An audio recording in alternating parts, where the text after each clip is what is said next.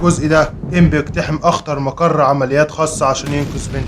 تابعوا معايا. انا فاض بيا الكيل، انا استحملتك بما فيه الكفاية ودي عكس طبيعتي. ابلع بقى وانت ساكت. بياخدوا مين جي لغرفة الاستجواب بتسحب. في ايه؟ انتوا مين؟ عاوزين مني ايه؟ النجدة. انت مين جي؟ ايوه بس انا ما عملتش حاجة. انتوا مين؟ مين جي؟ تعرف حقيقة ابوكي؟ قصدك ايه؟ ابويا عمل ايه؟ فكني. ما تخرسي بقى.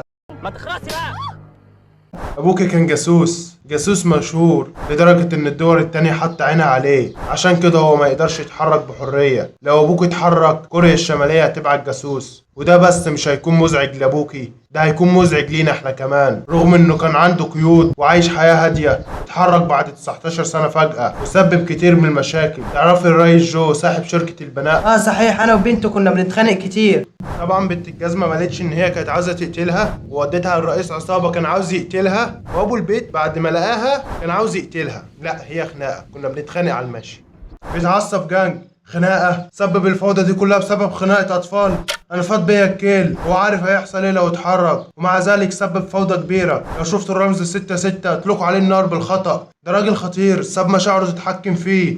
نفذ الأوامر. يا ريس نائب الوزير بيدور عليك، قول له إن أنا هعدي عليه بعدين، عاوزك حالا، ده هينفجر من الغضب. وسط تساؤلات مين جي عن أبوها بتلاحظ ظل غريب. إيه بتبص هناك ليه؟ لا مفيش حاجة. مفيش حاجة؟ ايوه.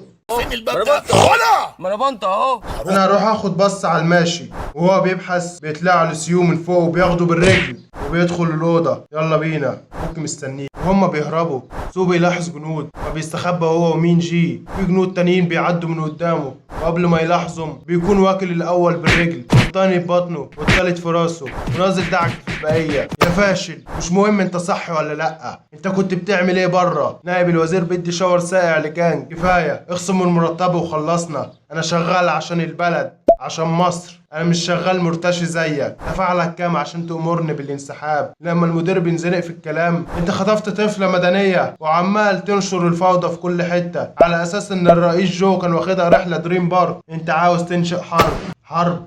طبعا احنا في حرب مع الاساطير. ولاد الكلب دول اخطر مما تتوقع. دول راحوا رحله لكوريا الشماليه ولكنهم رايحين يتغدوا. بعد ما سو بيخلص عليهم فرقه تانية بتيجي. واضح ان الذوق مش نافع. وهما بيهربوا بيجي واحد ويهجم عليه بالسكينة. سو بيتفادى مع حماية مين جي بس بيتجرح في وشه. كنت متوقع انك هتكون امهر من كده يا اسطورة. لقد عثرنا على الدخيل، راجل بزي تايكوندو وفتاة في منتصف العمر. هبعت لك الموقع. سو ومين جي متحاصرين من كل مكان. جانج بيوصل. تعمل ايه هنا يا سو؟ وانت دخلت ازاي؟ انت الهدية بتاعت الرمز 6-6 وبيديله واحدة مضرة. انت فاكر نفسك في فيلم هندي؟ اصحى للواقع. مع هجوم مفاجئ يديله واحدة باك من رجله بيتصدى لها الجندي. يا ريس كده الرهينة ممكن تتأذى. مش مهم، هي في الاخر رهينة، عادي لو فقدت 7 أو 70.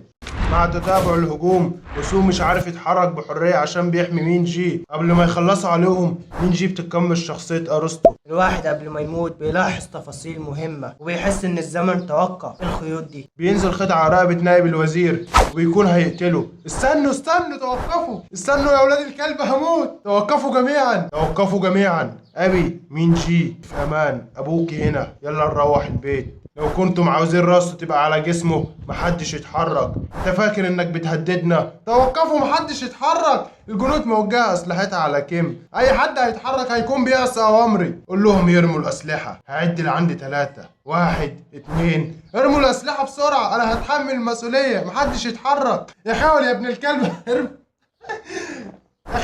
الكلب ارموا الاسلحة، ارموها، انا بموت يا ولاد المتنك. مش هسجله تاني. يا رمز 6-6، انت فاكر عشان انت خدت رهينة انك هتطلع من الباب الرئيسي؟ نخرج ازاي من البوابة الرئيسية؟ احنا مش هنعرف نتسلق الجدار ومعانا مين جي. احنا مش هنبقى 2، احنا هيبقى معانا شخص تالت. بتضيع الوقت يا رمز 6-6. الصراحة الراجل محترم، خبط قبل ما يفجر. جانج بيندفع للوراء من صدمة الانفجار. مين هيكون تالتنا؟ انه بطل الحرب. اهلا، ازاي الحال؟ يلا بينا نخرج. اسمه هو بارك. سو بيضرب الحراس اللي جنبه وبياخد مين جي ويهربوا. انت واقف تتفرج عليا؟ امسك السلاح وروح حالك. بارك بيخلع زناد قنبله وبيرميها لكيم. كيم بيردها على الاسلحه. امشي لليسار ببطء، محدش يتحرك، خليكوا واقفين مكانكم، لو القائد بتاعكم مات انتوا كمان هتموتوا. يلا بينا نهرب. العربية جاهزة؟ لا انا جاي هنا جري، مش جايب العربية، انا فاض بيا الكيل، انا استحملتك بما فيه الكفاية ودي عكس طبيعتي. ابلع بقى وانت ساكت. جانك قتله، لسه معايا رصاص هقتلك يا رمز 6-6. انتوا بتعملوا ايه؟ اقبضوا عليهم مع هجوم شامل. يلا بينا نخلص بسرعة عشان نروح. مين جي؟ نعم أبي. استني الظهر. لو وصلت لهنا وما حطيتش لايك واشتراك مبروك. من 10% اللي بكرههم من البشر. ولو اعترت فيك في سكة ضلمة اعمل فيك زي ما كيم هيعمل الجزء الجاي. عاوز تعرف هيعمل ايه؟ حط اشتراك وما تبقاش خنزير.